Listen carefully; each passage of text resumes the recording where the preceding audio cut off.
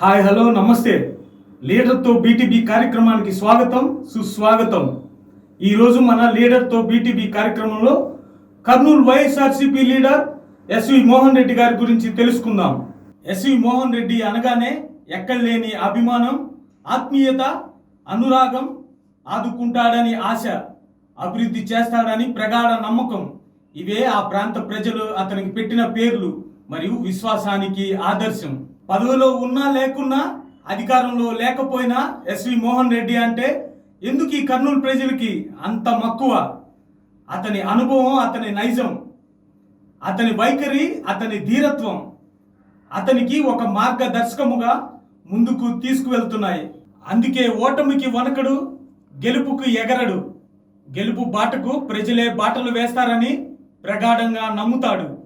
ప్రజలకు చిన్న సమస్య వస్తే ముందుంటాడు. గిట్టని వాళ్లకు ఇబ్బంది పెట్టడు. ఇబ్బంది పెట్టిన వారిని సానుకూలంగా పరామర్శిస్తాడు. అందుకే అతనంటే ప్రజలకి పరమానందం.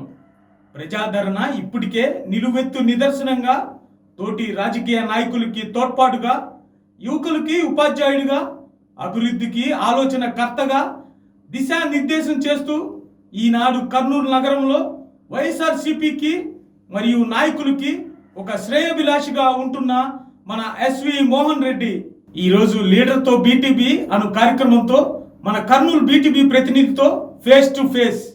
బుద్ధ టీవీ ప్రేక్షకులకు నమస్కారం. ఈ రోజు మన కర్నూలు స్టూడియోలో మాజీ శాసనసభ్యులు ఎస్వి మోహన్ రెడ్డి గారితో ముఖాముఖి ప్రోగ్రామ్ కి స్వాగతం. సార్ నమస్తే అండి.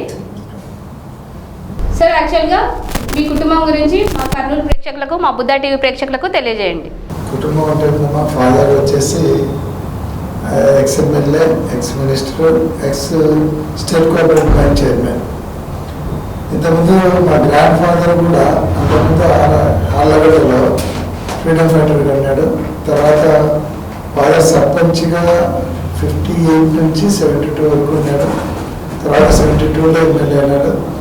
ఆళ్ళగడ్డ 2 సార్లు, పత్తికొండ 3 సార్లు ఎమ్మెల్యే అన్నాడు. నేను పత్తికొండలో కంటెస్ట్ చేసి ఒకసారి వెళ్ళిపోయినా. తర్వాత ఎమ్మెల్సీగా లోకల్ బాడీ ఎలక్షన్లో గెలిచిన. తర్వాత కర్నూలు ఎమ్మెల్యేనా. మా మిస్సెస్ కూడా నాకు చాలా సపోర్టింగ్గా ఉంటుంది పాలిటిక్స్లో కాదు, ఫ్యామిలీ అఫైర్స్లో కానీ, ఫ్యామిలీ ప్రాబ్లమ్స్లో కానీ అన్నింటిలో పూర్తి సపోర్టింగ్గా, మంచి అడ్వైజర్గా ఉంటుంది. మాకు ఒకటే బాబు వచ్చేసి అమెరికాలో గ్రాడ్యుయేషన్ చేసి అయిపోయింది, మొన్ననే అయిపోయింది ఆర్కిటెక్చర్. ఇంకా బ్రదర్ ఉన్నారు, 3 సిస్టర్లు. ఫ్యామిలీ అయితే బాగుంది, happy, no problem. Okay sir, మామూలుగా శోభా మేడం కాకుండా మిగిలిన వాళ్ళు ఎవరు రాజకీయాల్లో కనపడరు, మీ బ్రదర్స్ కానీ మిగిలిన సిస్టర్స్ కానీ? అంటే మా సిస్టర్స్ ముందు నుంచి హౌస్ వైఫ్స్ ఉన్నారు. మా పెద్ద సిస్టర్, మా పెద్ద బ్రదర్ వచ్చేసి ఐటీసీలో మేనేజర్గా ఉన్నాడు. తర్వాత రెండో సిస్టర్ వచ్చేసి పత్తికొండలో మండల ప్రెసిడెంట్ అయింది, సర్పంచ్ అయింది పత్తికొండలో. కాబట్టి షీ ఈజ్ ఇన్ పాలిటిక్స్. తర్వాత మా బ్రదర్ వచ్చేసి ప్యూర్ బిజినెస్, ఆయన మొదటి నుంచి పాలిటిక్స్కి దూరం. నా తర్వాత శోభమ్మ పాలిటిక్స్లో బాగున్నది. అన్ఫార్చునేట్గా ఇది పాలిటిక్స్లో అయితే శోభతో పాటు మా రెండో అక్క, నేను, ముగ్గురు పాలిటిక్స్లో ఉన్నాను. యాక్చువల్గా రాయలసీమ అంటేనే మన కర్నూలు మొదటిగా గుర్తొస్తుంది సార్. కర్నూలులో రాజకీయం అని అంటే కంపల్సరీ రౌడీజం ఉండాలి, ఇలాంటివన్నీ ఉంటాయి. కాకుంటే మీలో ఎప్పుడు రౌడీజం అనేది బయటికి రాదు, అది ఎలాంటి సందర్భాల్లో బయటకు వస్తుందని? రౌడీజం అంటే రాజకీయానికి రౌడీజం అవసరం లేదు. రాజకీయానికి పబ్లిక్లో నమ్మకం అనేది ఇంపార్టెంట్. ప్రజలలో ఒక నమ్మకం ఉండాలి. మాకు ఏదైనా సమస్య వస్తే మోహన్ రెడ్డి దగ్గర పోతే సాల్వ్ చేస్తాడు, ఏదైనా ఇబ్బంది వస్తే ఆడుకుంటాడు, మాకు ఏదైనా పని మీద పోతే చేసి పెడతాడు, అబద్ధాలు చెప్పాడు, నిజం చెప్తాడనే కాన్ఫిడెంట్ లీడర్ మీద వస్తే డెఫినెట్గా పబ్లిక్గా ఆదరిస్తారు. అంతేగాని రౌడిజంతో రాజ్యం వెళ్ళాలనుకుంటే అది అయ్యేది కాదు. గ్రామీణ ప్రాంతాలలో కూడా మన దగ్గర రౌడిజం ఎప్పుడు లేదు జిల్లాలో. కేవలం ఫ్యాక్షనిజం ఉండేది. ఫ్యాక్షనిజం అంటే 2 కుటుంబాల మధ్య అంటారు. అది పబ్లిక్కు డిస్టర్బెన్స్ ఉంటుంది. కాబట్టి ఆ ఫ్యాక్షనిజం ఉన్నది కానీ రౌడిజం మాకు కూడా ఆలయంలో ఫ్యాక్షన్ ఉన్నది కానీ ఇప్పుడు రౌడిజం లేదు. నేను కర్నూలుకి వచ్చి దాదాపు 89లో వచ్చాను. అంటే 11-35 సంవత్సరాలు అవుతాను. కానీ ఏ రోజు నా చిన్న గలాట చేసే లేదు, ఒక కేసు లేదు, ఏం లేదు. రౌడీజాన్ని నమ్ముకొని ఎప్పుడు వ్యాపారం కానీ రాజకీయం కానీ చేస్తే ఎవరు ముందరికి రాలేదు, తాత్కాలికమైంది. అంటే రౌడీజం నాకు ఉంటే కదా రౌడీజం బయటకు వచ్చే సందర్భం రావడానికి. ఎప్పుడు కొద్దిగా ఆవేశం కానీ కోపం కానీ వేస్తా అంటే ఎప్పుడు నేను కొద్దిగా అగ్రెసివ్ అవుతా అంటే ఎప్పుడైనా నా ఫాలోవర్స్ నా కార్యకర్తలను అనవసరంగా ఇబ్బంది పెట్టినా, లేదంటే ఏదన్నా రూలింగ్ పార్టీ వాళ్ళు మాట్లాడి పోలీసులు అరెస్ట్ చేసిన సందర్భాలలో పోలీస్ స్టేషన్ మీద పోయి కొట్లాడిన సందర్భాలు అది ఫాలోవర్ కోసము వాళ్ళతో కొట్లాడడం తప్ప అది రౌడీజం కాదు. ఓకే సార్, యాక్చువల్గా మన కర్నూలు అంటేనే కొంచెం కులాలకు కానీ మతాలకు కానీ అతీతంగా ఉంటారని అంటారు. కానీ మీ విషయానికి వస్తే మీ వర్గాలు కానీ మీ అనుచరులు కానీ కులాల మతాలకు అతీతంగా ఉంటారనమాట. అది మీరు మీలో ఉందా కుల పిచ్చి కానీ మత పిచ్చి కానీ, లేదంటే బయటికి రాకుండా కవర్ చేస్తూ ఉంటారా? అది ఎప్పుడు లేదు మాకు. ఎందుకంటే ఆలవాడిలో మేము ఉన్నప్పుడు కూడా మా ఇంట్లో మొత్తం ఈ పాలేరులందరూ కూడా దూదేకుల వాళ్ళు ఉండేవాళ్ళు. మేము చిన్నప్పటి నుంచి వాళ్ళని అన్న వాళ్ళ భార్యను వదిలి అనుకొని తిరిగేవాళ్ళు. మా ఇంట్లో పనిచేసేవాళ్ళని మేము భోజనం చేసినప్పుడు కూడా వాళ్ళ ప్లేట్లోనే భోజనం చేసేవాళ్ళం. వాళ్ళే మాకు కలిపి పెట్టేవాళ్ళు. అంటే ఒక ఆల్మోస్ట్ 10th క్లాస్ వచ్చేంత వరకు కూడా అంటే మాకు చిన్నప్పటి నుంచి ఎస్సీలు కూడా మాకు చాలా క్లోజ్గా ఉండేవాళ్ళు. ఎస్సీలు కూడా ఎప్పుడు చిన్న మామ అనుకుంటే తిరిగేవాళ్ళు. అంటే మా దగ్గర కులాలు అనేది మాకు చిన్నప్పటి నుంచి మతాలు అనేది అలవాట్లేదు. మాకు మొదటి నుంచి కూడా ఆలగడ్డలో కూడా మైనార్టీస్ బాగా క్లోజ్. ఆలగడ్డలో ఒక మసీదు మదరసా కలిపి ఉంది. దానికి మామ పేరు పెట్టారు. అంటే ఎక్కడ ఒక హిందూ పేరు కలిపి ఉండేదా, ఒక మసీదు మదరసా కలిపి ఉండేదని లేదు. కానీ అక్కడ మా అమ్మ పేరుతో అది ఉంది.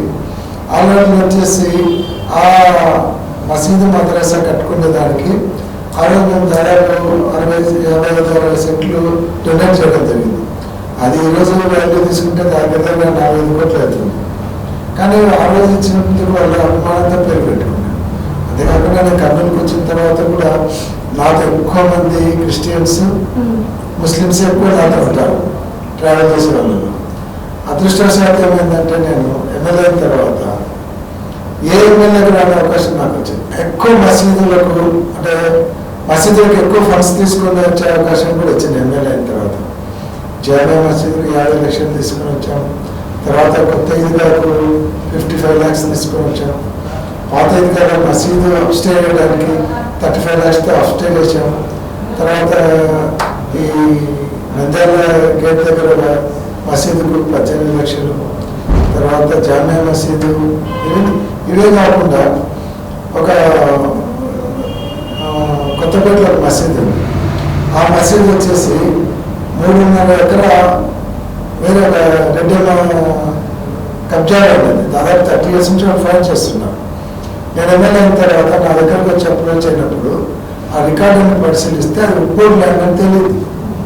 నేను ఈవెన్ మా కమ్యూనిటీ అయినా సరే ఉప్పూరు ల్యాండ్ అని నేను తహసీల్దార్కు పోలీసులకు చెప్పి ఆ ల్యాండ్ రిలీజ్ చేసి మసీద్కి అప్పచెప్పడం జరిగింది.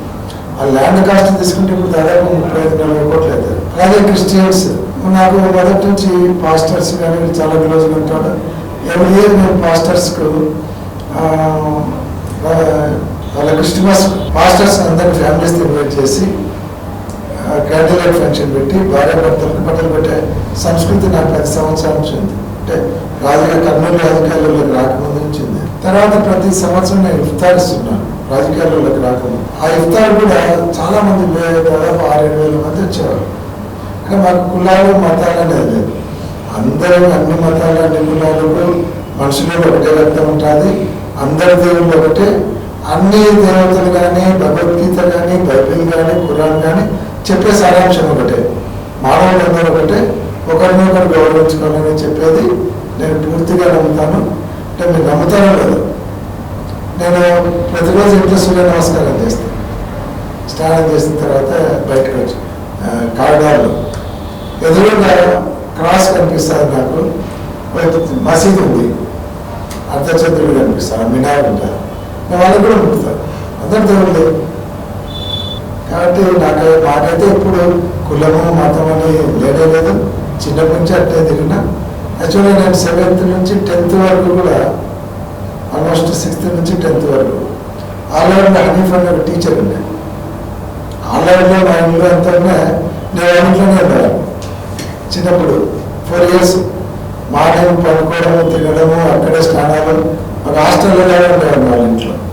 ఈరోజు కూడా ఆయన రిటైర్ అయినాడు, ఇంకా బాగున్నాడు, ఆరోగ్యంగా ఉన్నాడు, డోర్లు ఉన్నాడు.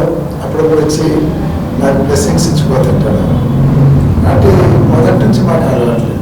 ఎస్వి మోహన్ రెడ్డి గారు అంటే పార్టీలకు అతీతంగా ప్రజలకు సేవ చేస్తారని అని అంటారు.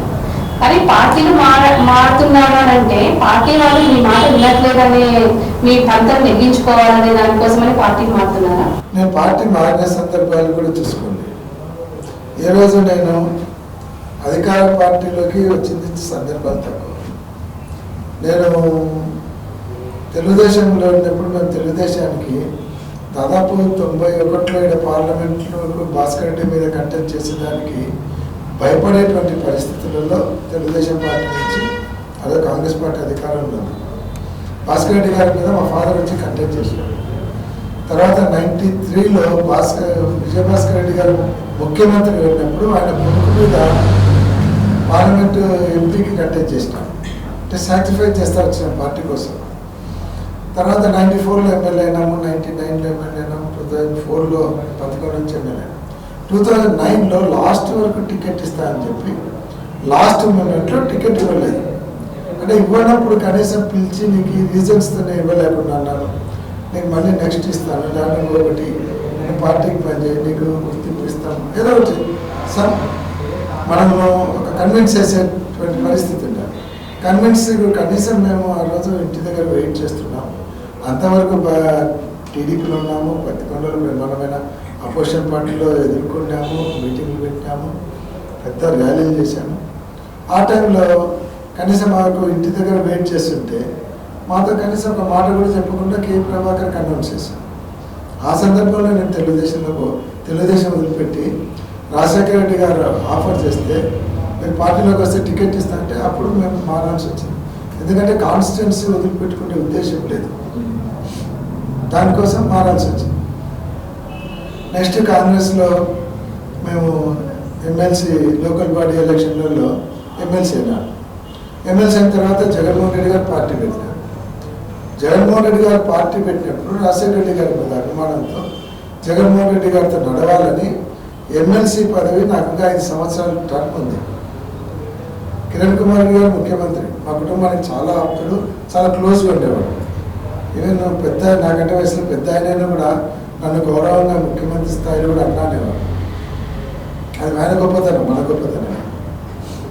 అటువంటిది జగన్మోహన్ రెడ్డి గారి కోసము 5 సంవత్సరాల పదవీ కాలాన్ని అధికార పార్టీని వదిలిపెట్టి నేను జగన్మోహన్ రెడ్డి గారితో పాటు నడిచి 3 years ఫైట్ చేయడం జరిగింది. తర్వాత ఎమ్మెల్యే టికెట్ ఇచ్చారు, ఎమ్మెల్యే ఫైట్ చేశాము. టీజీ వెంకటేష్ గారి మీద అప్పుడు మంత్రిగా ఉన్నాడు, అంత సులభం కాదు, ఫైట్ చేసి గెలిచాను. గెలిచిన తర్వాత భూమా నాగిరెడ్డి గారు అన్ఫార్చునేట్గా ఆ పార్టీ మారడం జరిగింది. ఆ రోజు ఆయనకు ఉన్నటువంటి పొలిటికల్ ప్రెజర్స్ కావచ్చు, అన్ని రకాలు. ఆయన మారిన తర్వాత నేను 3 నెలలు పార్టీలోనే ఉన్నాను. భూమా నాగిరెడ్డి గారు పార్టీ మారినా కూడా పార్టీలో ఉన్నాను. తర్వాత నా ఫ్యామిలీ అందరూ వచ్చి నా దగ్గర మనందరం ఒకే పార్టీలో లేకుంటే ఎట్లా అని పెళ్ళికి పోయినప్పుడు 3 days అక్కడ ఉన్నప్పుడు బాగా ప్రెజర్ బిల్డప్ చేశాను. వాళ్ళకు ఆ రోజు ఆయన నాకు చెల్లెలేదు, నువ్వు కూడా లేకుంటే ఎట్లా పిల్లల కోసం ఆ రోజు పార్టీ మారాల్సి వచ్చింది. పార్టీ మారిన తర్వాత తెలుగుదేశం పార్టీలో ఉన్నాము. కర్నూలులో నాకు భగవంతుడు ఎంత శక్తి ఇస్తే అంత డెవలప్ చేసినాను. ఈరోజు కూడా ఒక గుడ్లు పెట్టుకున్నాను. లాస్ట్ వరకు టికెట్ నేను ఒక ఎమ్మెల్యేగా పార్టీలో పోయినాను. టీజీ వెంకటేష్ గారికి రాజ్యసభ ఇప్పించే దాంట్లో భూమా నాగిరెడ్డి నా కృషి చాలా ఎక్కువగా ఉంది. అది టీజీ వెంకటేష్ గారికి కూడా తెలుసు. ఎందుకంటే రాత్రి అనౌన్స్ చేసేటప్పుడు రాత్రి 12 గంటలప్పుడు టీజీ వెంకటేష్ గారు ఉన్నారు సీఎం ఇంట్లో, నేనున్నాను, భూమా నాగిరెడ్డి గారు, ముగ్గురం ఉన్నాం. అంటే ఆయన టికెట్ కన్ఫర్మేషన్ కోసం మేము రాత్రి 1 గంట వరకు సీఎం ఇంట్లో ఉన్నాం. ఆ రోజు మినిస్టరు ఆయన బయటకు వచ్చి గుంటూరు సివిల్ సప్లైస్ మినిస్టర్ ఆయన బయటకు వచ్చి ఒకటే చెప్పాను, టీ వెంకటేష్ గారు మీరు కన్ఫర్మ్ అయింది టికెట్, మీకు రాజ్యసభ ఈరోజు వస్తుందంటే వీళ్ళు నాయరెడ్డి, మోహన్ రెడ్డి, బాబుబామర్దులే కారణం చూడడం, వాళ్ళని నువ్వు ఎప్పుడు మర్చిపోకూడదని చెప్పాను. మరి అంత చేసిన తర్వాత మళ్ళీ వాళ్ళకే టికెట్ ఇస్తానని కనీసం నన్ను మాట్లాడకుండా చేస్తే సేమ్ రిపీట్ చేసిన, అందుకు ఒక రకంగా హర్ట్ అయినాను. తర్వాత టికెట్ ఇవ్వలేదని నేను ఇంట్లో 4 రోజులు ఉంటే చంద్రబాబు నాయుడు గారు కర్నూలుకి వస్తున్నారు, ఎవరు సంప్రదించింది లేదు. మీరుగా నాకు రామకృష్ణ రెడ్డి గారు టచ్లోకి వచ్చినారు, జగన్మోహన్ రెడ్డి గారు నేను పార్టీలోకి రమ్మంటున్నాను అని చెప్పడం జరిగింది. సరే నేను కూడా ఒప్పుకోవడం, ఏమన్నా పదవులు ఇట్లా ఏమైనా కండిషన్స్ ఉన్నాయని అడిగినాడు. జగన్మోహన్ రెడ్డి అడగమన్నాడని కూడా చెప్పాను, లేదన్నా నేను ఏదో కండిషనల్గా పదవుల కోసం రావడం లేదు, ఏదన్నా కానీ నాకు పార్టీలో అవమానం జరిగింది, నేను అన్కండిషనల్గానే వస్తాను, నాకు పదవులు ఇప్పుడు ఏం అవసరం లేదు, ఫస్ట్ ఎలక్షన్లలో పనిచేస్తాము, తర్వాత జగన్మోహన్ రెడ్డి గారు ఇస్తే ఇవ్వండి, లేకుంటే ఐఎమ్ నాట్ పర్టికులర్, నేను ఎమ్మెల్సీ చూసినాను, ఎమ్మెల్యే చూశాను, కాబట్టి అవసరం లేదని చెప్పాను. పార్టీలోకి వచ్చాము. ఆ రోజు గెలుపుకు మాకు ఎంత అవకాశం ఉంటే అంత ప్రయత్నం చేసినాం. మా మెసేజ్ తిరిగింది, బాగా బాగా కష్టపడింది, అందరం తిరిగాం. జనరల్ ఏజెంట్ కూడా ఈవెన్ ఆ రోజు అభ్యర్థి ఇంట్లో కూడా ఎవరు ఉండకుండా అంటే ఆ రోజు నా మెసేజ్ నేను జనరల్ ఏజెంట్గా పెట్టాను ఆఫీస్ కనుక. జనరల్ ఏజెంట్ అండి పోలింగ్ రోజు కూడా తిరిగి. కాబట్టి పార్టీలు మారడంలో పంతం నెక్కించుకోవాలన్నా కోర్టు కాదు, కానీ నా అదృష్టం ఏమంటే పార్టీ నేను ఎప్పుడు మారినా అదేదో స్వార్థం కోసమో కాదని ప్రజలు గుర్తించారు. కాబట్టి ఈరోజు నేను వైసీపీలో నుంచి తెలుగుదేశం పోయినా ప్రజలు నాకు ఆదరించినారు, వైసీపీలో నుంచి మళ్ళీ తెలుగుదేశం నుంచి వైసీపీలోకి వచ్చిన ఈరోజు ప్రజలు నన్ను ఆదరిస్తున్నారంటే అక్కడ ట్రాన్స్పరెన్సీ ఉంది, ఎక్కడ స్వార్థం లేదని. అప్పుడు వైసీపీలో నుంచి తెలుగుదేశంలో పోయినప్పుడు ఎవరు అందరు పోయి విజయనగర పార్టీలో చేరినారు. ఆ రోజు పార్టీలో చేరడంలో నేను ఒక్కడనే కాన్స్టిట్యున్సీలో మీటింగ్ పెట్టి భారీ ఎత్తున చంద్రబాబు నాయుడిని కర్నూలు పిలిపించి దాదాపు 10,000 మంది సమక్షంలో నేను పార్టీ మాట్లాడాను. నేను దొంగతనంగా చంద్రబాబు నాయుడు ఇంట్లో కన్ను వేసుకోలేదు, కర్నూలు ప్రజల సమక్షంలో పార్టీ మాట్లాడాను. 10,000 మంది వచ్చారు. ఆ రోజు అచ్చెన్నాయుడు కానీ ఈవెన్ చంద్రబాబు నాయుడు గారు కూడా ఇంతమంది వచ్చిన పార్టీ మారే కార్యక్రమాలు అంటే ఇదే. కాబట్టి ప్రజాభిప్రాయం మారేటప్పుడు కూడా మత పెద్దలను కూడా పిలుచుకున్నాను, ముస్లిం మత పెద్దలు పిలుచుకున్నాను, వాళ్ళని అడిగినాను ప్రతి పరిస్థితి మారాల్సి వస్తుందని. సార్ మీరు ఏ పార్టీలో పోయినా మాకు అభ్యంతరం లేదు, మాకు కావాల్సిన డెవలప్మెంట్, మీరు బీజేపీలో పోయినా మేము మీతో పాటు ఉంటామని మత పెద్దలు చెప్పారు. తర్వాత పాస్టర్స్తో మాట్లాడాను, వాళ్ళు ఒప్పుకున్నారు. అందరిని ఒప్పించిపోయినాను తప్ప నేనేదో ఒక్కటి పోయి కండు వేసుకొని చేసింది లేదు.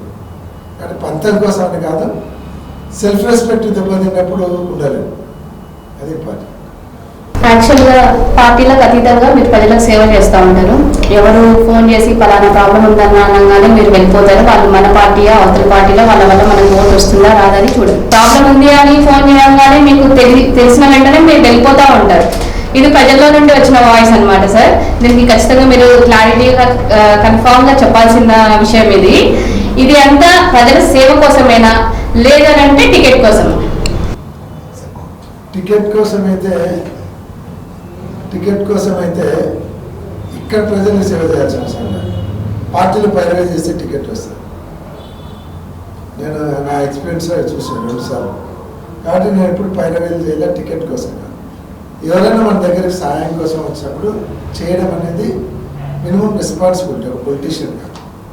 అంతేకాకుండా రెండోది, పార్టీలు వ్యక్తులు రాజకీయాలు అనేది ఎలక్షన్ వరకే. ఎలక్షన్ లేకపోతే పార్టీలు మర్చిపోవాలి, రాజకీయాలు మర్చిపోవాలి. మన దగ్గరకు వచ్చిన వాడిని అవసరము వానికి మనం చేయగలుగుతామా లేదా అని ఆలోచించాలి. నా దగ్గరకు వచ్చిన వాళ్ళు ఏ పార్టీ వాళ్ళని ఆలోచించే అలవాటు నాకు ఎప్పుడు లేదు, నుంచి కాదు, మొదటి నుంచి. మనకు అపోజిషన్ పార్టీ వాడు వచ్చి మనకు వ్యతిరేకం చేసేవాడు మన దగ్గరకు వచ్చాడనుకో, అది మనం గర్వంగా ఫీల్ కావాలి. ఎందుకంటే వాడు మన దగ్గరికి శత్రువు అయినా సరే నమ్మకంగా వచ్చాడంటే మనకు అది అడ్వాంటేజ్. పని చేసామనుకోండి, వాడు మాట్లాడాలి లేదనే తర్వాత సంగతి. చేస్తే మారచ్చు మారకపోవచ్చు, మన ధర్మం. నాకు మొదటి నుంచి కూడా ఒకటే, ఎవరు ఏ పని మీద వచ్చినా మనకు చేయడానికి ప్రయత్నం చేయాలి. అది అయితే అనేది వాళ్ళ అదృష్టం. మీరు ఏంటంటే పనిచేసే దానికి ప్రయత్నం చేస్తాం. దీంట్లో టికెట్ ప్రస్తావన అనేది రాదు. ప్రజలు పనిచేస్తుంటే రాజకీయాలలో ఉంటాం.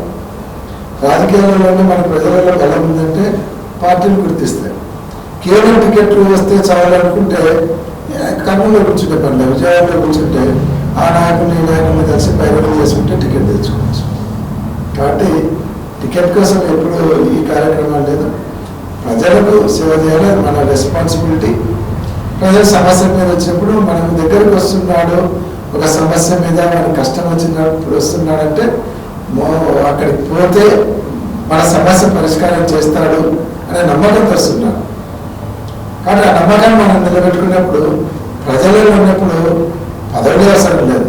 పదవులు లేకుండా చాలా సంవత్సరాలు ఉన్నాం, పదవులు లేకుండానే ప్రజల్లో ఉన్నాం, ప్రజలకు సేవ చేయగలుగుతారు. అదృష్టం కొద్ది ఏమంటే అధికారులు కూడా మనం ఏదంటే అది తప్పుడు చెప్పాం కాబట్టి మన క్రెడిబిలిటీ ఉంది కాబట్టి వాళ్ళు కూడా పాపం పనిచేసి పెడతారు. అంతే తప్ప టికెట్లు ప్రజలు పనులు చేయడానికి సంబంధం లేదు. ఎస్వి మోహన్ రెడ్డి గారు అంటే కర్నూలులో వెల్ సెటిల్ ఫ్యామిలీ. ఫాదర్ వైపు నుండి కానివ్వనండి, మిసెస్ వైపు నుండి కానివ్వండి, లేదంటే అన్నదమ్ముల నుండి కానివ్వండి, మీరు రాజకీయాల్లోకి వచ్చి సంపాదించాలి అనే అవసరం లేకుండా మీరు ఆల్రెడీ వెల్ సెటిల్ ఫ్యామిలీ అందరికీ తెలిసిన విషయమే. కాకుంటే ఇప్పుడు పదవి అనేది అంత అవసరమా అంటే ఇప్పుడు చాలా టఫ్ కాంపిటీషన్ ఉంది కర్నూలులో. అంటే మీ పార్టీలో నుండే వేరే వ్యక్తికి టికెట్ రావడము, ఆయన గెలవడము, మీ ఇద్దరికి మిస్కమ్యూనికేషన్ ఉంది అనడము, ఇదంతా ఇప్పుడు జరుగుతున్నది. అంటే ఇలాంటి టఫ్ కాంపిటీషన్లో మీరు ఈ సమాజ సేవ మొత్తము పార్టీ టికెట్ కోసమనా, లేదంటే మీకు ఆల్రెడీ ఆస్తులన్నీ ఉన్నాయి కాబట్టి దీంట్లో ఎందుకు?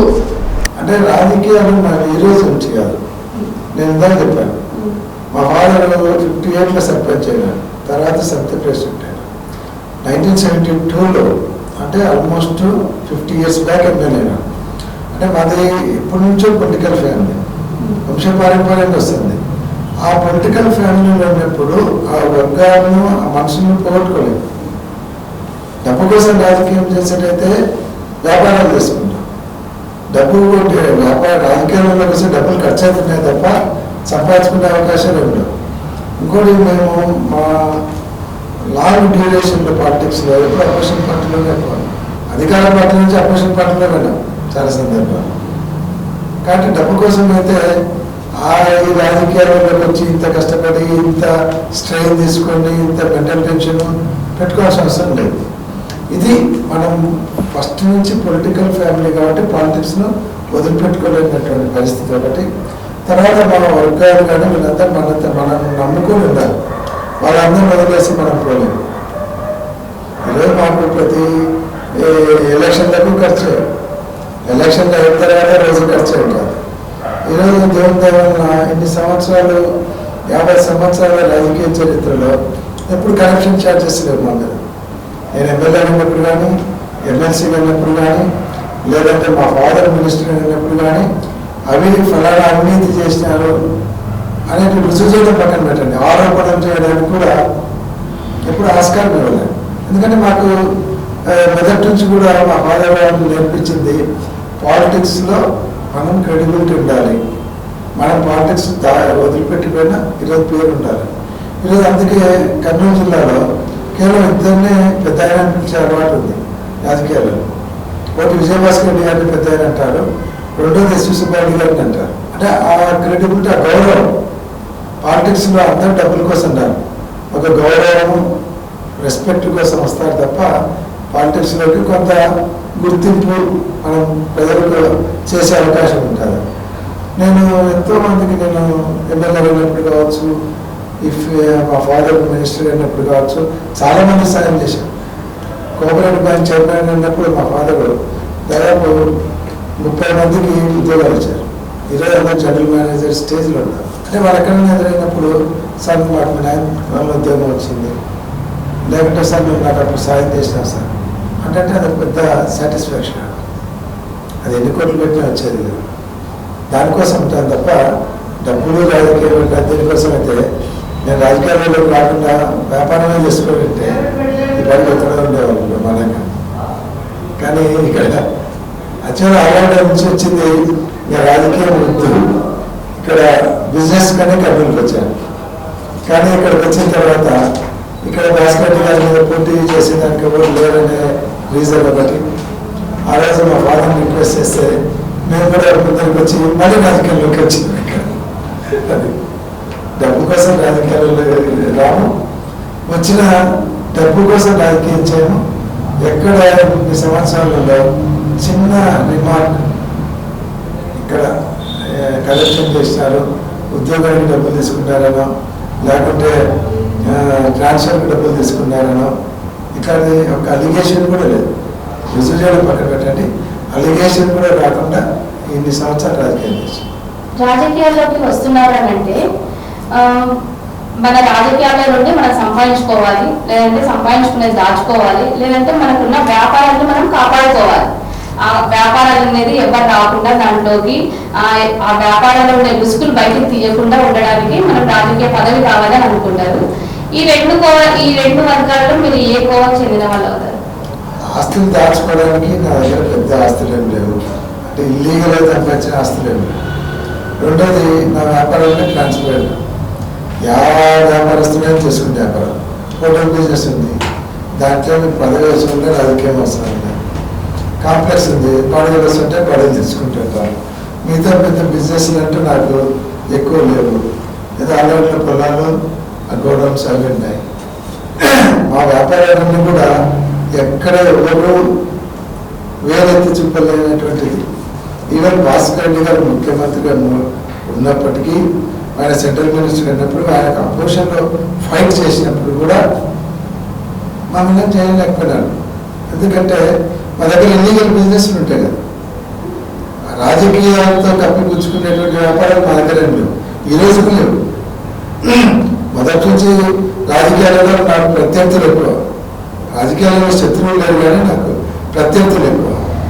ఎవరు కూడా నన్ను ఇన్ని సంవత్సరాల రాజకీయాలలో మమ్మల్ని ఇబ్బంది పెట్టలేకపోయినారంటే మేము ఇల్లీగల్ బిజినెస్ లేవు, పొలిటికల్ పాలిటిక్స్ మీద డిపెండ్ అయి చేసే బిజినెస్ లేవు. ప్రతిదీ ట్రాన్స్పరెంటే. ఇన్కమ్ ట్యాక్స్ రిటర్న్స్ ఉన్నాయి, అన్నీ ఉన్నాయి. నేను కట్టేసి అపార్ట్మెంట్లో కట్టేస్తుంటాను. ఈరోజు నా అపార్ట్మెంట్లో ఏ మున్సిపాలిటీ వాళ్ళపైన ఒక ఇంచు డివియేషన్ కూడా ఉండదు. ఏదో మా కార్పొరేట్ మా కాంప్లెక్స్ కావచ్చు, దాదాపు నేను 7-8 ప్రాజెక్టులు చేశాను. ఎక్కడ డివియేషన్స్ ఉన్నాయి, ఎక్కడ పొలిటికల్ ఫేవర్ ఉండదు. అంతకుముందు మేము రోడ్ కాంట్రాక్ట్స్ చేసేవాళ్ళం, అప్పుడు మేము వేసిన రోడ్లు ఇప్పటికి కూడా బాగున్నాయి.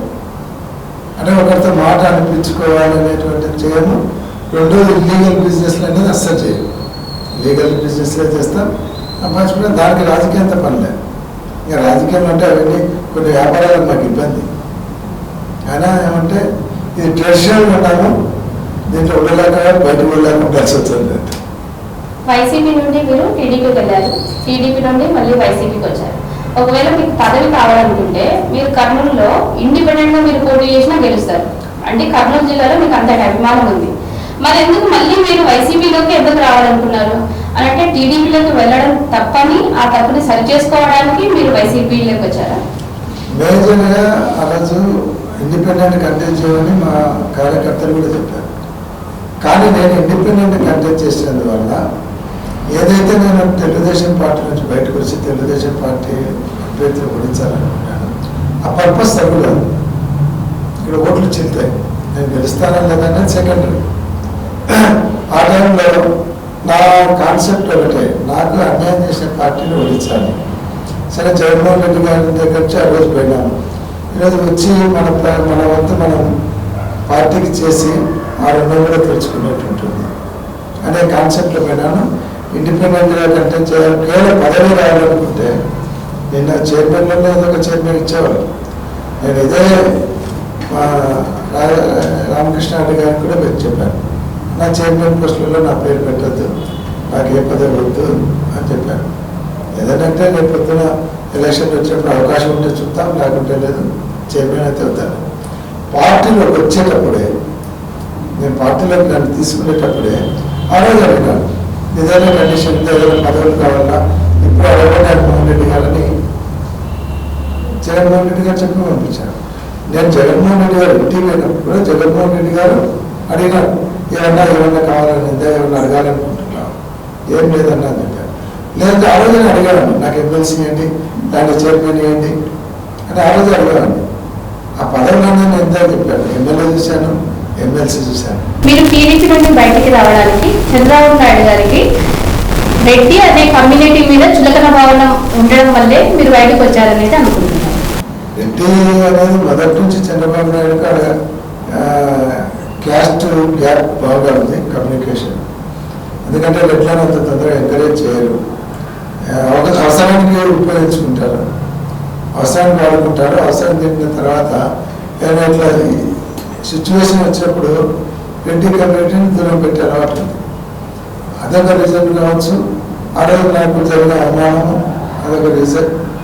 సరే, మనం ఆ రోజు పార్టీలో నుంచి పోయినాము, మళ్ళీ కనీసం మన వంతు పార్టీని గెలిపించడానికి ప్రయత్నం చేసి మన రుణం కూడా తెలుసుకుందాం అనేది కూడా ఆలోచించాను.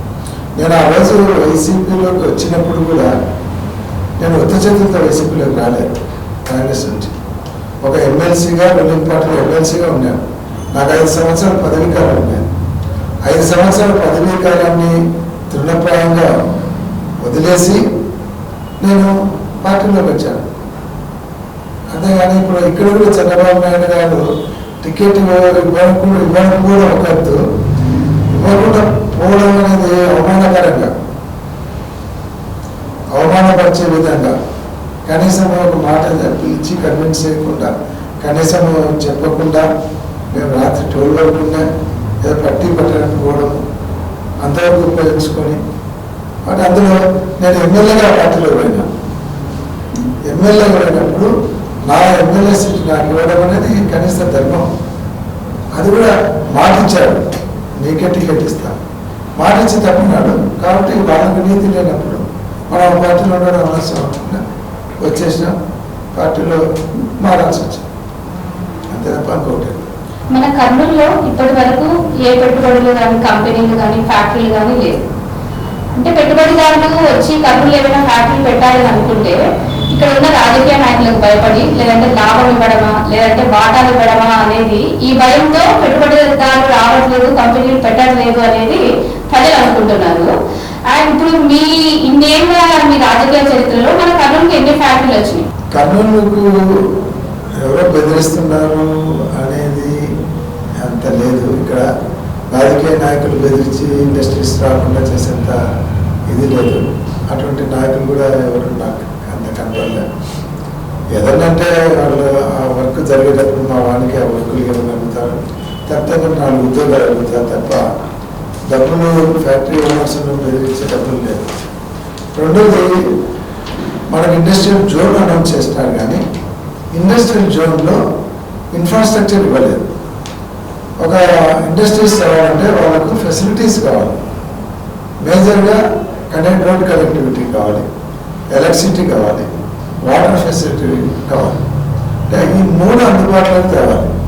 ఇండస్ట్రియల్ జోన్ కానీ 33,000 ఎకరాలు మొత్తం పుల్అప్ చేసినారు. దాంట్లో ఇన్ఫ్రాస్ట్రక్చర్ చేయలేదు. అప్పుడు నేను ఎమ్మెల్యే అయినప్పుడే జయరాజు ఇస్పాట్ ఐరన్ ఇండస్ట్రీ వచ్చింది. తర్వాత ఒక పెద్ద సోలార్ ఇండస్ట్రీ, సోలార్ వచ్చింది పవర్. తర్వాత కొన్ని ఇండస్ట్రీస్ కూడా రావడం జరిగింది. కానీ ఏదైనా ఎక్కువ రావాలంటే మేజర్ ఆ రోజు ఎయిర్పోర్ట్ కూడా ఆ రోజు తీసుకురావడం జరిగింది. తర్వాత మనకు జనరల్ హాస్పిటల్లో క్యాన్సర్ రీసెర్చ్ ఇన్స్టిట్యూట్ దాదాపు సెంట్రల్ గవర్నమెంట్ నుంచి శాంక్షన్ అయితే ఆ రోజు ముఖ్యమంత్రితో కానీ, లేకపోతే మేము కూడా ఢిల్లీ పోయి మాట్లాడి ఆ రోజు కర్నూలు అయితే రాయలసీమకు ప్లస్ స్టేట్కు ఉపయోగపడుతుందని మేము కర్నూలుకు తీసుకురావడం జరిగింది. అది ఆ రోజు మొదలుపెట్టాం, కానీ ఇంకా పూర్తి కాలేదు. అది అంటే ఈ ఇన్ఫ్రాస్ట్రక్చర్ లేకపోవడం వల్ల ఇండస్ట్రీస్ రాలేకపోయింది. మన ఈరోజు ఎయిర్పోర్ట్ స్టార్ట్ అయింది. ఇన్ఫ్రాస్ట్రక్చర్ కూడా మన ఫైనాన్స్ మినిస్టర్ గారు కూడా చెప్పినారు, జగన్మోహన్ రెడ్డి గారు శాంక్షన్ చేసినారని, తొందరలో టెండర్లు పిలుస్తున్నారని కూడా చెప్పినారు. ఆ టెండర్లు పిలిచి infrastructure, water supply plus electricity, roads ఇవన్నీ అంటే డెఫినెట్గా ఇండస్ట్రీస్ వస్తాయి. ఎందుకంటే మనకు ఇటు బెంగళూరు, హైదరాబాద్, హైవే కనెక్టివిటీ ఉంది. ఇప్పుడు కడప వరకు 4 లైన్ ఉంది, అది ఎక్స్టెండ్ చేస్తామని చెప్తున్నారు. రెండోది మనకి ఎయిర్పోర్ట్ వచ్చింది కాబట్టి డెఫినెట్గా ఇండస్ట్రీస్ వస్తాయి. నేను ఇంకొకటి కూడా మేము ఆ రోజు వర్కౌట్ చేసింది, కానీ యూత్కి కానీ చెప్పేది ఏమంటే ఏవో ఇండస్ట్రీస్ రావాలి, ఉద్యోగాలు చేయాలి, మాకు ఉద్యోగాలు కావాలనే దానికంటే మనకు అవకాశాలు ఉన్నాయి. మైక్రో ఇండస్ట్రీ కానీ, స్మాల్ స్కేల్ ఇండస్ట్రీ కానీ, మీడియం స్కేల్ ఇండస్ట్రీస్ కానీ, ఇవన్నీ కూడా ఎంఎస్ఎంల ద్వారా ఏదైనా ఎడ్యుకేటెడ్ పీపుల్ వాళ్ళు సెల్ఫ్ ఎంప్లాయ్మెంట్ చేసుకోగలిగితే అది చాలా వరకు ఇదవుతుంది. ఎన్ని ఇండస్ట్రీలు పెడితే అంత అన్ఎంప్లాయ్మెంట్ పోతుంది, ఎన్ని గవర్నమెంట్ ఉద్యోగాలు ఫిల్అప్ చేస్తే అన్ఎంప్లాయ్మెంట్ పోతుంది. కాబట్టి ప్రతి ఒక్కటి కాదు, ఒక సెల్ఫ్ ఎంప్లాయ్మెంట్ ఒక అన్ఎంప్లాయ్ చేసుకోగలిగితే 10 మందికి అతనే ఉద్యోగం ఇస్తుంది. కాబట్టి ఆ రకంగా కూడా పబ్లిక్ను మోటివేట్ చేయాల్సినటువంటి అవసరం. నేను అప్పుడు కొన్ని కాలేజీలలో అవేర్నెస్ ప్రోగ్రామ్ పెట్టేవాడు ఈ సెల్ఫ్ ఎంప్లాయ్మెంట్ స్కీమ్కి ఎట్లా, కానీ ఇప్పుడు అది జరగడం లేదు. కానీ ఆ ఇండస్ట్రీస్ రావడంతో పాటు సెల్ఫ్ ఎంప్లాయ్మెంట్ను బాగా ప్రోత్సహించాలి, అవేర్నెస్ తీసుకుని రావాలి.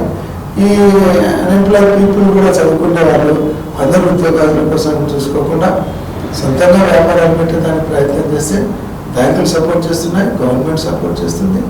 అది కూడా చాలా ఇంపార్టెంట్. నేను యూత్ కూడా నా రిక్వెస్ట్ ఏమంటే ప్రతి ఒక్కరు ఉద్యోగం కావాలి, ఎవరో ఉద్యోగం చేస్తే కంపెనీలు ఉద్యోగం కావాలి, లేదంటే గవర్నమెంట్ ఉద్యోగం కావాలి అనే ఆలోచన కంటే మీ మీద మీరు నమ్మకం ఉంచుకోండి, మీ శక్తి మీద మీ శక్తిని మీరు నమ్మండి. మీరు ఎంప్లాయ్మెంట్ సెల్ఫ్ ఎంప్లాయ్మెంట్ వ్యాపారం స్టార్ట్ చేయండి. అది చిన్నదా పెద్దదా ఒకటి కాదు, చిన్న వ్యాపారం చేసినా ఎక్కడికి వెళ్ళిపోవచ్చు. జీబులారెడ్డి గారు సైకిల్ మీద స్వీట్ అమ్ముకున్నాడు బుట్టలో, ఈరోజు ఎక్కడికి వెళ్ళిపోయినాడు. ఈరోజు సత్యం గారు వీళ్ళందరూ కూడా చిన్న స్టేజ్ నుంచి వచ్చుంటారు. ఈవెన్ టాటా వాళ్ళు కూడా వాళ్ళు చిన్న లోకల్ ఉద్యోగాలు, రిలయన్స్ అంబానీ వాళ్ళ ఫ్యామిలీ పెట్రోల్ బంక్లో పెట్రోల్ పట్టుకునే వాళ్ళు వాళ్ళ ఫాదర్ అని చెప్తారు. కాబట్టి nothing is impossible, everything is possible. మీరు కూడా ఎదుగుతారు. మీరు ఉద్యోగం చేస్తూ కష్టపడ్డారంటే ఎవరో ఎదుగుతారు, మీరు వ్యాపారం చేస్తూ కష్టపడ్డారంటే మీరు ఎదుగుతారు. ఇది గుర్తుపెట్టుకొని సెల్ఫ్ ఎంప్లాయ్మెంట్కు యూత్ ముందరికి రావాలని నేను వాళ్ళు కూడా రిక్వెస్ట్ చేస్తాను. ముఖ్యమంత్రి జగన్మోహన్ రెడ్డి గారు ప్రవేశపెట్టిన నవరత్నాలలో ప్రజల్లో చాలా వ్యతిరేకత ఉంది. ఈ వ్యతిరేకతను మీరు ఎలా సమర్థిస్తారు? ఏ ముఖ్యమంత్రి అయినా, ఏ గవర్నమెంట్ వచ్చినాక కొంత డిస్సాటిస్ఫాక్షన్ అవుతారు. మీకు గుర్తుండలేదు, 195 సీట్లతో రాజశేఖర రెడ్డి గారు సీఎం అయినారు. సీఎం అయినాక ఆయన ఉచిత కరెంట్ ఇచ్చాడు, తర్వాత ఆరోగ్యశ్రీ తీసుకొని వచ్చాడు, దేశంలో ఎక్కడా లేదు. 108 తీసుకొని వచ్చాడు. 108 తర్వాత చాలా స్కీమ్స్ తీసుకొని వచ్చాడు. రైతు రుణమాఫీ చేశాడు, చాలా ప్రాజెక్టులు స్టార్ట్ చేశాడు. కానీ ఆయనకు 190 నుంచి 157 వచ్చినాయి. దాదాపు 40 సీట్లు తగ్గినాయి. అంటే పబ్లిక్ను 100% సాటిస్ఫై చేయడం అనేది ముఖ్యమంత్రి కాదు కదా, దేవుడితో కూడా కాదు. కాబట్టి అది డిస్సాటిస్ఫాక్షన్ కొంత వస్తుంది. ఈరోజు నవరత్నాల వల్ల 90% పీపుల్ అందుకునే వాళ్ళు హ్యాపీగా అంటారు, 10% రాలేదు అనేటువంటి బాధ కట్టలు వ్యతిరేకత అంటారు. కొంతమంది ఉద్యోగాలలో కావచ్చు, లేకుంటే కొన్ని విషయాలలో కొంతమందికి నష్టం జరిగిండొచ్చు. అందరికి నేను చెప్పాను ఇందాక, అందరికీ సాటిస్ఫై చేయడం అనేది ఎవరిది కాదు. కొంతమందికి నష్టం జరుగుతుంది, మెజారిటీ ఆఫ్ పీపుల్కు మేలు జరుగుతుంటుంది. ఏదేమైనా ఈరోజు జగన్మోహన్ రెడ్డి గారి గవర్నమెంట్లో కొంత డిస్సాటిస్ఫాక్షన్ అనేది ఉన్నా, most of percentage of people satisfaction ఎక్కువ. కాబట్టి ఈ స్మాల్ డిస్సాటిస్ఫాక్షన్ ప్రాపర్గా ఎక్కువైంది. ఈ పెద్ద సాటిస్ఫాక్షన్ లెవెల్ వచ్చేసి వాళ్ళు స్కీమ్ తీసుకుంటున్నారు, తమ అభిమానాన్ని గుండెలో పెట్టుకుంటున్నారు. వాళ్ళు ఎలక్షన్లు వచ్చాక చూపిస్తారు. రానుడు తిట్టుకుంటూ తిరుగుతుంటాడు కాబట్టి అది బయట ఎక్కువ కనిపిస్తుంది తప్ప అది వెరీ లిటిల్, అది నెగ్లిజిబుల్ అని నా ఉద్దేశం. రాయలసీమ రాజకీయాలంటే చాలా ఒత్తిళ్ళు ఉంటాయి, చాలా గొడవలు ఉంటాయి. ఒక పక్క కులాలు, ఒక పక్క మతాలు, ఒక పక్క ఫ్యాక్షన్ గొడవలు, ఇవన్నిటికీ మామూలుగా మనం కొంతమంది రాజకీయ నాయకులు మాట్లాడుతూ ఉంటే మ్యూట్లో లైవ్లోనే మాట్లాడుతుంటే మ్యూట్ వేసుకోవాలి మనం వాళ్ళు మాట్లాడే కోపానికి దానికి. కాకుంటే మోహన్ రెడ్డి గారు అని అంటే ఎప్పుడు ప్రశాంతంగా ఒక చిన్న చిరునవ్వుతో అందరినీ పలకరిస్తుంటారు. అది మీకు ఎలా సాధ్యమవుతుంది? మనకు ఏదో ప్రాబ్లమ్స్ ఉన్నాయి, టెన్షన్ ఉన్నాయని అది లోకల్ మీద చూపిస్తే దానివల్ల సమస్యలు పెరుగుతాయి తప్ప తక్కువ. సమస్యలను అధిగమించడం ఒకటి, మనకుండే ప్రాబ్లమ్స్ మనము సాల్వ్ చేసుకోగలనేటువంటి మనకు ఒక కాన్ఫిడెన్స్ ఉంటే మనకు అంత స్ట్రెస్ అనిపించదు. సమస్యలు లేని మనుషులు టాటాకు లేవా, అంబానీకి లేవా, జగన్మోహన్ రెడ్డికి లేవా, మోడీకి లేవా. సమస్య లేని వ్యక్తులు అందరూ ఎవరు ఉంటారు, టెన్షన్ లేని వ్యక్తులు ఉండరు, అందరికీ ఉంటాయి. కానీ ఆ సమస్యలను మనం సాల్వ్ చేసుకోవాలి. అంతేగాని చికాకు పడి కోపం తెచ్చుకుంటే మనకు పెద్దల గురించి చెప్తున్నారు మన కోపం మన శత్రువు అని, అట్లే తయారవుతారు. అంటే మాకు మొదటి నుంచి కూడా అలా అలవాటు అయిపోయింది ఇంట్లో.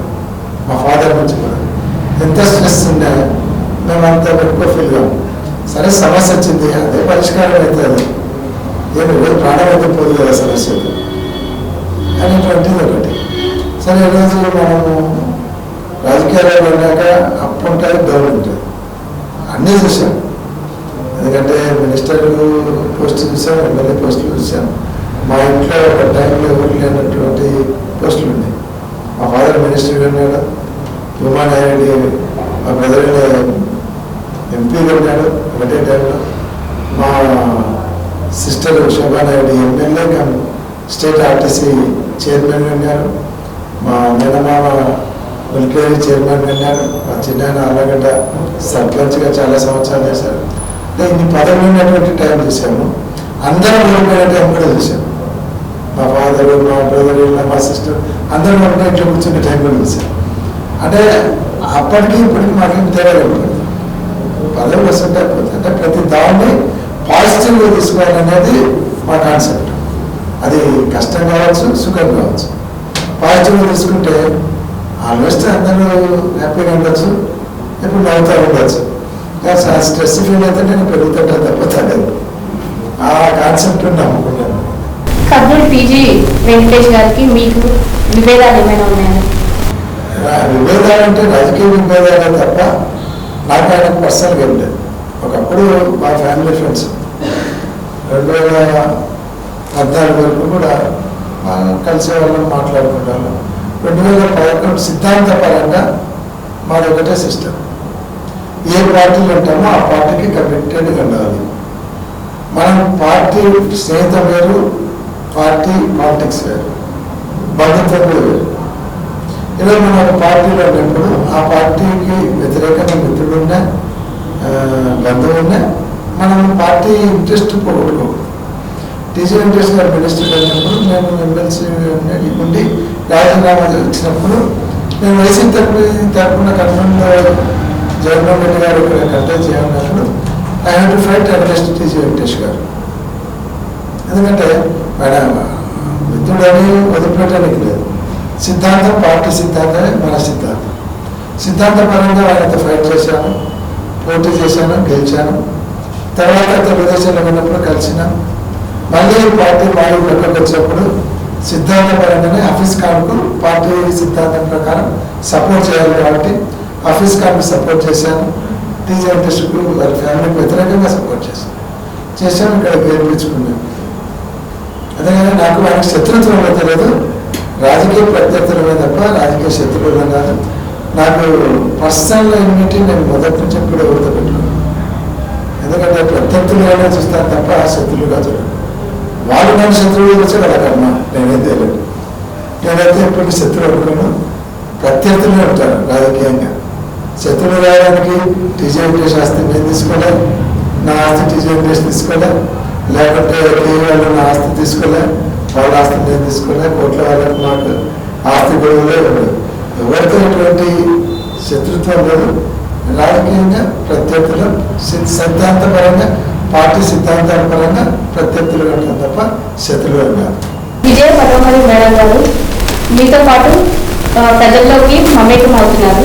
మేడం గారి కోసం కూడా మీరు ఏమైనా ఒక పదవి అనేది ఆశిస్తున్నారా? వాళ్ళ మొదటి నుంచి కూడా నేను ఫస్ట్లో కూడా చెప్పాను, పొలిటికల్గా నాకు చాలా సపోర్ట్ ఉంది, బ్యాక్ బోన్గా నిలబడింది. నేను పాలిటిక్స్లో తిరిగేటప్పుడు కూడా చాలామంది ఇంటి ఎమ్మెల్యే వెళ్ళినప్పుడు కావచ్చు, నేను ఊళ్ళో వెళ్ళినప్పుడు వాళ్ళ దగ్గర పోతే వాళ్ళే ఫోన్ చేసి వాళ్ళకి పని చేసి పెట్టాను. రెండోది, మా ఇంటికి ఎవరు వచ్చినా కూడా నేను ఉన్నా లేకున్నా వాళ్ళందరినీ పలకరించి వాళ్ళందరికీ భోజనాలు కానీ, టీలు కానీ, టిఫిన్లు కానీ అవన్నీ కూడా ఏర్పాటు చేశాను. అంటే ఈ కల్చర్ మాకు ఆళ్ళగడ్డ నుంచి కూడా వచ్చింది. ఎవరింటికి వచ్చినా సరే ఏదో ఒక మన దగ్గర ఆతిథ్యం తీసుకొని పోవాలని, అట్లా వాళ్ళందరినీ దగ్గరైతే వచ్చింది. ఎప్పుడైతే పబ్లిక్ అటాచ్మెంట్ పెరిగినప్పుడు పబ్లిక్లో రావడంలో తప్పేం లేదు, నేను కూడా ప్రోత్సహిస్తూ ఉంటాను. కొన్ని ప్రోగ్రామ్స్కి వాళ్ళైనా నేను పంపిస్తూ ఉంటాను, ఇంకా నాకు సపోర్టింగ్ ఉంటుంది అనుకుంటాను. ఇప్పుడు వాళ్ళని పాలిటిక్స్లోకి తేవాలన్నా లేదా అనేది ఆల్రెడీ వాళ్ళ పాలిటిక్స్లో ఉంది. ఏందో పాలిటిక్స్లో ఉండడానికి, ప్రజలకు పనిచేయడానికి పదవే అవసరం లేదు, చేయాలనేటువంటి కాన్సెప్ట్ ఉంటే చాలు. కాబట్టి వాళ్ళకి పదవి కావాలనుకున్నప్పుడు, అది పార్టీ కావాలనుకున్నప్పుడు ఇస్తారు. ఇచ్చేదాన్ని వాళ్ళకి ఇస్తున్నానంటే నేను సంతోషంగా కూడా ఆఫర్ చేస్తాను, అట్లా ఇది లేదు. నేను ఎంకరేజ్ చేస్తుంటాను, కొన్ని ప్రోగ్రామ్స్ వాళ్ళకే పుట్టి వాళ్ళనే పంపిస్తాను. అంటే నేను ఎవరైనా సరే ఈక్వల్, లేడీస్ అలాంటి వాళ్ళు వస్తే నాకు ఇంత అనేది లేదు, ఏం పర్లేదు, ఇద్దరు పోతుంటాము. వాళ్ళని కొన్ని ప్రోగ్రామ్స్ వాళ్ళతోనే ఉంటాయి, నేను లేనప్పుడు అన్ని ప్రోగ్రామ్స్ అటెండ్ అవుతుంటుంది. అన్ని ఎవరికైనా ప్రాబ్లమ్స్ వచ్చినప్పుడు కూడా వాళ్ళకు మాట్లాడి వాళ్ళకి పనిచేసి పెడుతుంటుంది.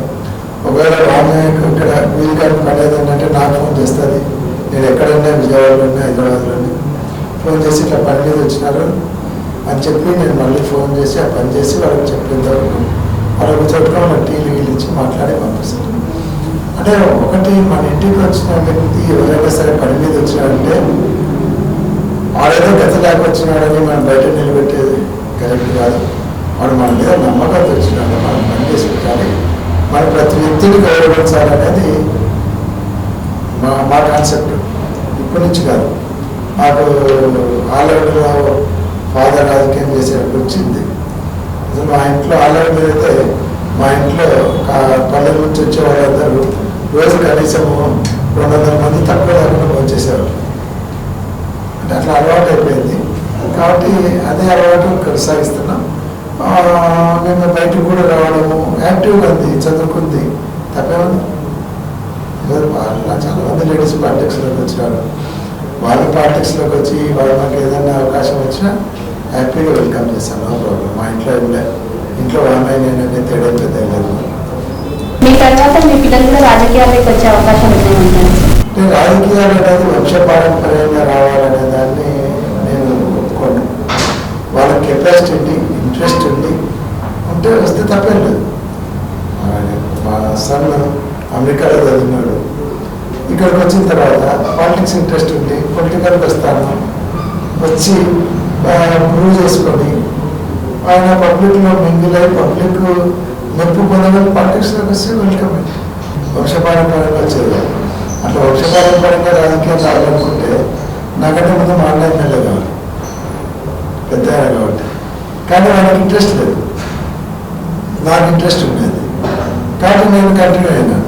ఇప్పుడు పాలిటిక్స్లో ఇంతకుముందంటే పాతకాలంలో తండ్రిని చూసి ఓటేసి లేదంటే కుటుంబాన్ని చూసి ఓటేసే కాలం ఉండేది. ఇప్పుడు అవేర్నెస్ పెరిగింది, పబ్లిక్ ఎడ్యుకేషన్ పెరిగింది, అవేర్నెస్ పెరిగింది, ఈ కమ్యూనికేషన్ పెరిగింది, ఛానల్స్ వచ్చినాయి, తర్వాత ఈ సోషల్ మీడియా బాగా ఏదైనా సరే ఇప్పుడు ఆ క్యాండిడేట్ ఆ పార్టీ మనకు ఉపయోగపడుతుంది అని, ఆ క్యాండిడేట్ మనకు పనిచేయగలుగుతాడు, మనకు పోతే పలుకుతాడనేటువంటి నమ్మకం ఉంటే పాలిటిక్స్లో కూడా సస్టైన్ అవుతారు. ఏదో వంశపారంపర్యంగా రావడము, లేదంటే నా కొడుకు లేదంటే మా నాన్నగారు నాకు రాలేదు. చివరిగా ఈ రాష్ట్ర ప్రజలకు మా ఛానల్ తరఫున మీరు ఏమైనా చెప్పాలనుకుంటున్నారా? ముఖ్యంగా మీ ఛానల్ తరఫున రాష్ట్ర ప్రజలందరికీ రాబోయే వినాయక చవితి శుభాకాంక్షలు తెలియజేస్తున్నారు. అందరూ కూడా పండుగ నిమజ్జనం సంతోషంగా చేసుకోవాలని, అలాగే ఈ రాష్ట్ర అభివృద్ధికి కృషి చేస్తున్నటువంటి జగన్మోహన్ రెడ్డి గారు కూడా మీరు మద్దతు ఇవ్వండి. ఏదైనా సరే పార్టీ కానీ ప్రభుత్వంలో లోపాలుంటే ప్రభుత్వం దృష్టికి కానీ మా దృష్టికి కానీ తీసుకెళ్ళండి, తప్పకుండా సాల్వ్ చేస్తాం. అంతేగాని పుకార్లను నమ్మి ఏది మీరు నిర్ణయానికి రావద్దు.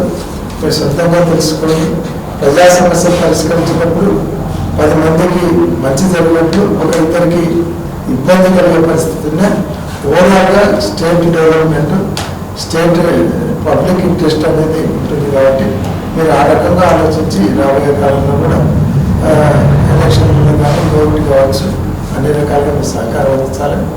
ముఖ్యంగా కర్నూలు పట్టణ ప్రజలకు నన్ను 2014లో నేను కొత్తగా రాజకీయాల్లోకి వచ్చిన నన్ను గెలిపించి వాళ్ళు ఒక నమ్మకాన్ని క్రియేట్ చేశారు.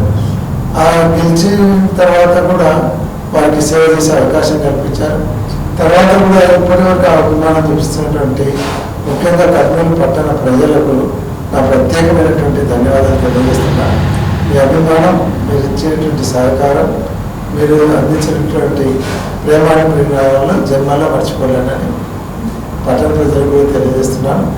ఈ పట్టణ ప్రజలతో మాట్లాడే అవకాశం కల్పించేటువంటి బుద్ధ ఛానల్ వాళ్ళకు కూడా నేను ధన్యవాదాలు తెలియజేస్తాను.